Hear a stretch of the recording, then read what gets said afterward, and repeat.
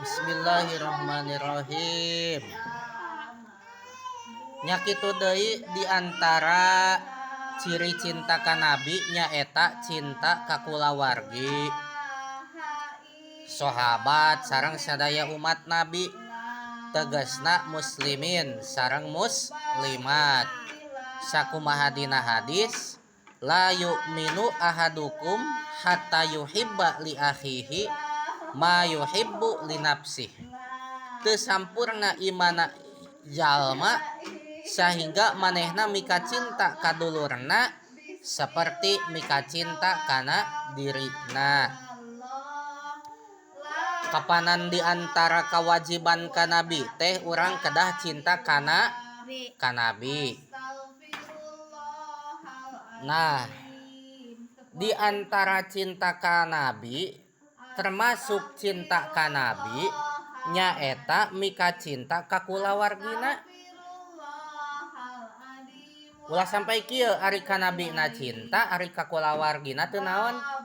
Teu cinta. Sami sadaya kulawargi kanjeng nabi kudu dipika cintai. Tuluy para sahabat nabi sami ku urang ge kudu dicintai. Lain tai misah tina cina sanes, tapi dicintai. Sanu disebut sahabat nabi. Nu disebut sahabat nabi teh jalmi anu pernah kumpul jeung nabi walaupun sakedap bari iman ka nabi. Sanu disebut sahabat nabi teh jalmi nu pernah kumpul jeung nabi bari iman ka nabi, najan sakedap kumpulna teh penakna teh. Atuh sok sanajan pernah kumpul jeung nabi ari teu iman ka nabi mah lain naon? Lain sahabat eta. Teras sadaya umat nabi kedah dipika cinta.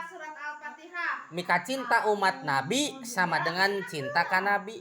Sabab aya hadis, la yu'minu ahadukum hatta yuhibba li akhihi ma yuhibbu li nafsih.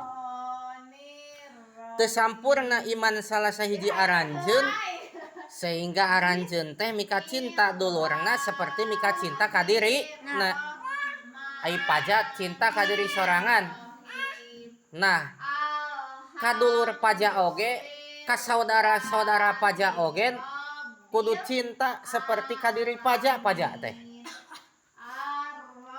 Paham? Kumaha ciri cinta paja ka diri sorangan?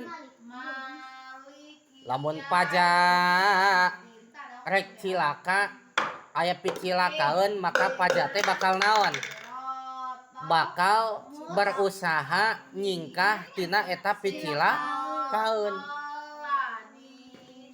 Begitu pula lamun aya picilakaeun rek melanda saudara-saudara paja, maka paja oge bakal naon? Berusaha eta saudara paja teh supaya ulah cilaka sebagai tanda bahwa urang teh mika cinta ka saudara urang seperti mika cinta ka diri sorangan.